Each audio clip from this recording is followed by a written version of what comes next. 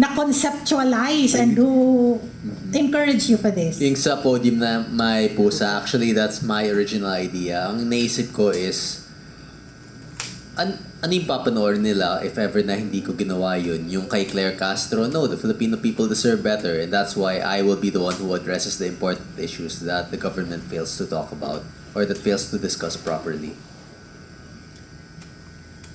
Oo, di ba?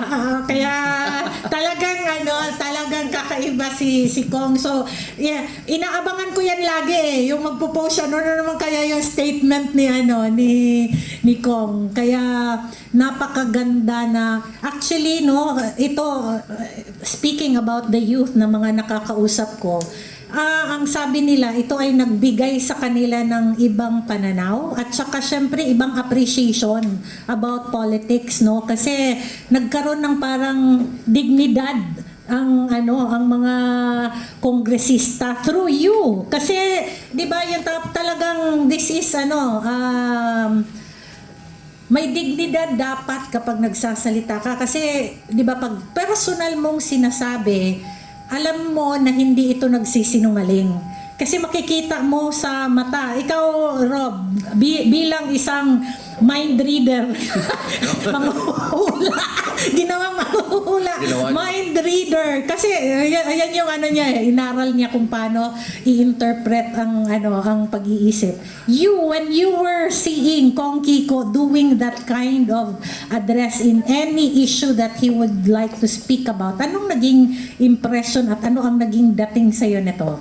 Clarify ko muna, I'm not a mind reader. I use neuroimaging technologies, tapos yun ang pinag-aaralan namin. Mahirap kasi yan intindihin ng mga meron kami nilalagay sa utak, syempre, yung mga brain waves, mga ganon, movement ng oxygen and also brain. But anyway, that's where we draw our conclusions. But anyway, may mga patterns, of course, where we can learn from.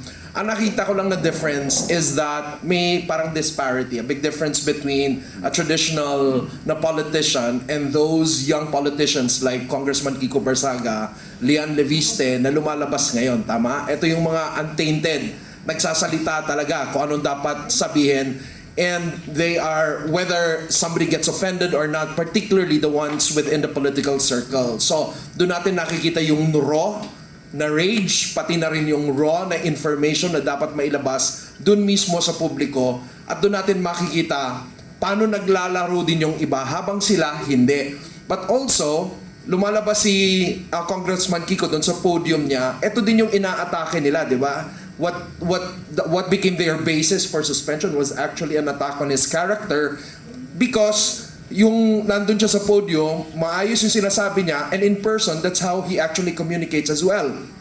Karamihan sa atin, ang alam natin na parang yung kong meow lang, na akala natin parang, gano'n na characterization, pero pag nasa podium siya, at yung personal niya, yun yung pinakamalapit, at alam ng mga congressmen yon. At yun naman yung inaatake nila, ginawa nila ng storya para makalabas siya, para maalis siya doon sa Kongreso. But, this is it's so inspiring to actually hear young congressmen not only on cam but also off cam, kung ano talagang wisdom na meron sila at yung katotohanan na talagang tinatayuan nila. And for that, I really admire Kong Kiko.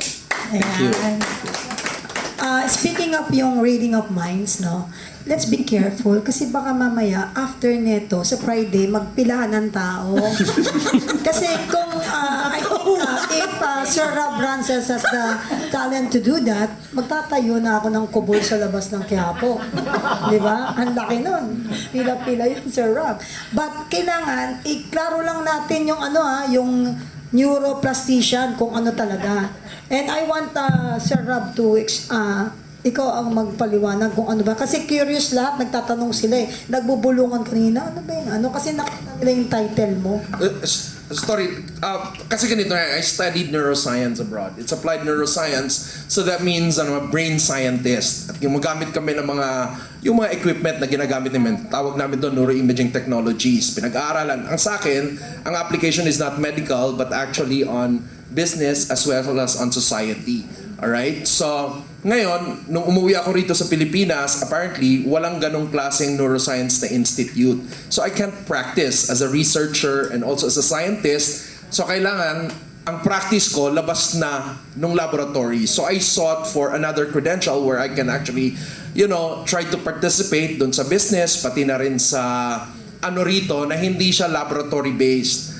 Kaya nakita ko yung Institute of Neuroscience in Germany, and then eventually they gave me after all the assessment and everything I went through, they gave me the credential. Kaya ang tawag nila doon is neuroplastician. Okay? So hindi siya laboratory scientist, but actually yung mga natutunan mo doon, nilalabas mo.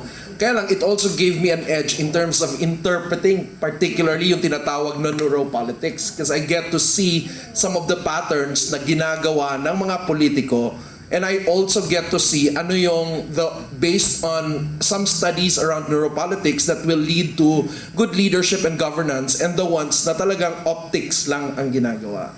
So yun. Ayan. Ay, Penny. sandali lang, Sige, Ka-Astra. okay. May dudugtong ako dyan. Kasi kanina, nakikita ko to may mga bobwit sa left and right Nakita nila yung title ni Sir Rob. So, malinaw na po. So, speaking of yung parang science, hindi lang yan usaping laboratorio. Hindi lang yan usaping parang nasa isa kang tunnel. Pwede rin yan sa space. Di ba? Pwede rin yan. Baka sakaling maipaliwanag mo yung rocket. Pareho tayo ng tanong Magkadugtong talaga tayo. Tatanungin natin tong dalawa. Kasi di ba, ako, sinisimplihan ko lang kasi mahirap paintindi sa mga sa kababayan natin yung neuroplastician. Kaya mind reader. Itanong natin kay Kong Kiko at saka kay Rob. Oo. What is the neuroscience of the rocket science?